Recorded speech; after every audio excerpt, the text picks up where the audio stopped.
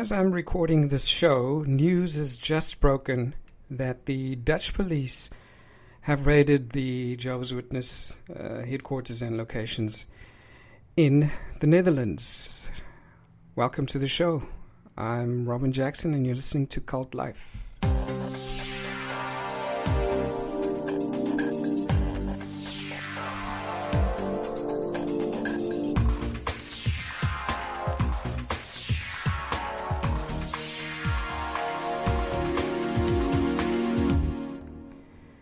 So according to the Dutch news website, police have raided 3 locations used by the Jehovah's Witnesses in connection with a major inquiry into sexual abuse. And these raids actually took place on November the 19th and included the Jehovah's Witness headquarters in Emmen and 2 church buildings. And in addition, it says that 4 private homes were also searched as part of the inquiry.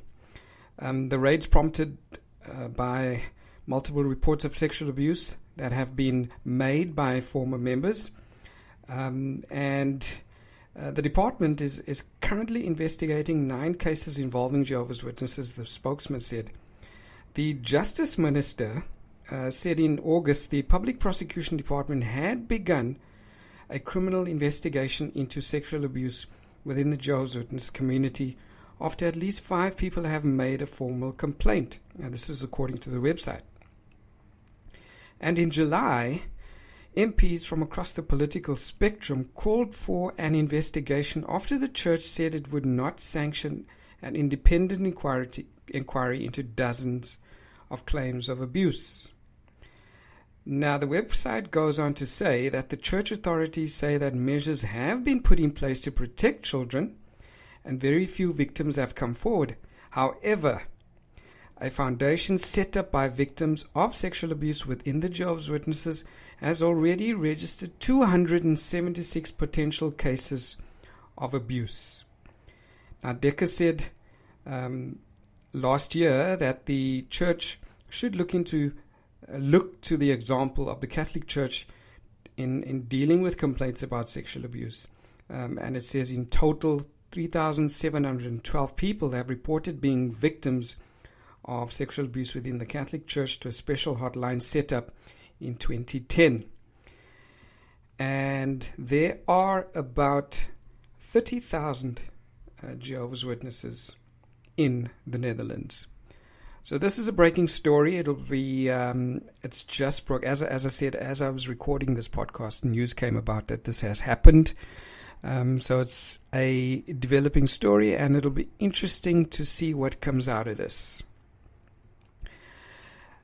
Something else I want to mention on today's show is an update on the blood transfusion battle that has been playing out in the Durban High Court here in South Africa.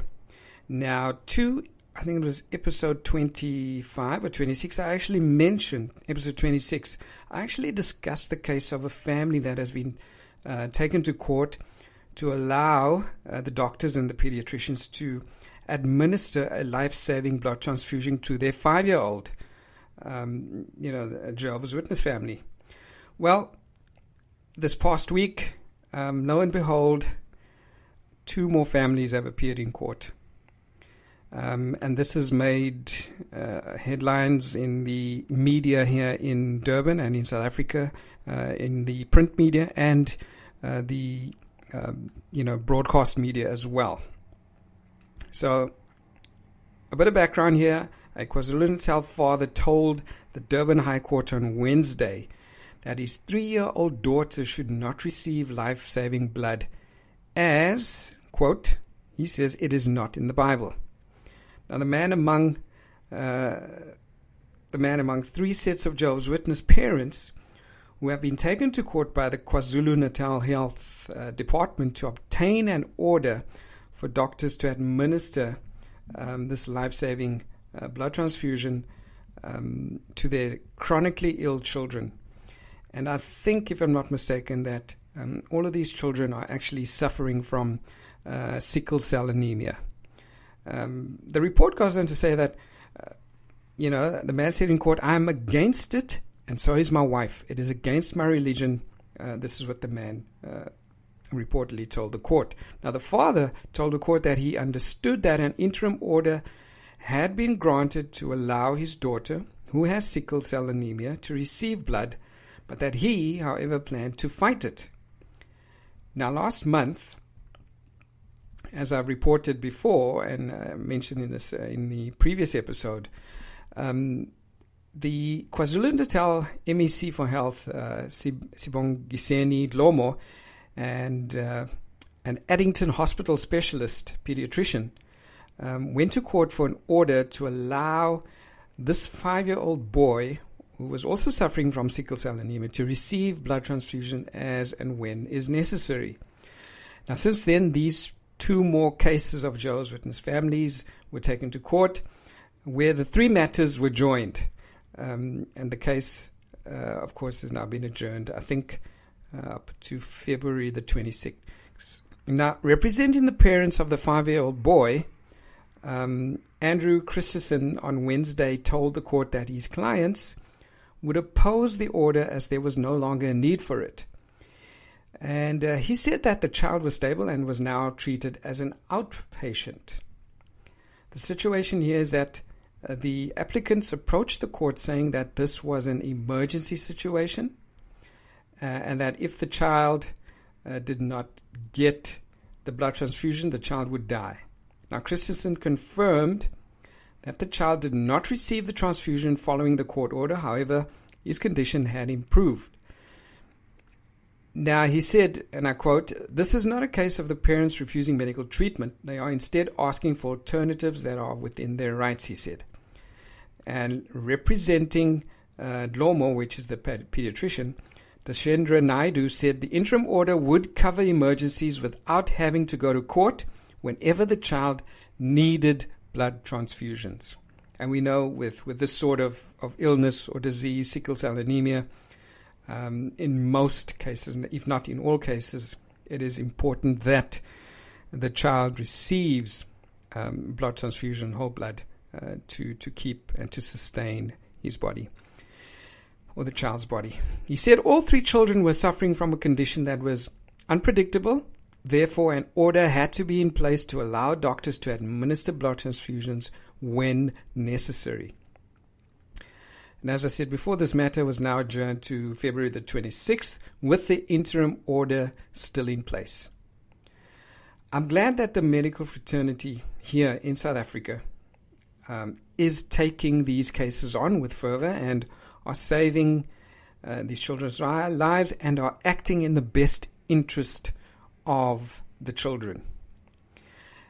And during the past week, when the story broke, the past few days, I got into a bit of a tour on Twitter with a current Jehovah's Witness who was defending the practice, of course. I was also hit from current Jehovah's Witnesses on some other social media platforms. Now, here's the thing. If you think what happened at Jonestown was terrible, the number of Jehovah's Witnesses who have died since 1945 because of this despicable and immoral doctrine runs into tens of thousands worldwide. As an adult, you cannot allow your child to die for your personal religious beliefs. Your child has not had the chance to make up his own mind and choose his own belief system. Enforcing your beliefs on a child is indoctrination and child abuse, in my opinion, and especially refusing a life-saving blood transfusion for your child is child abuse.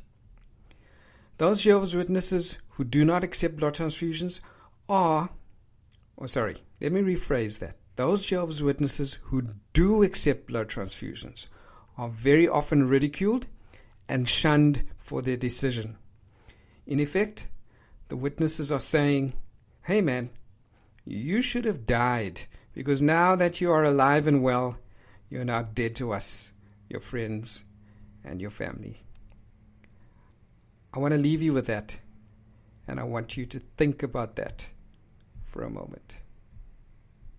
Thanks for joining me this week. Until next time, ciao for now.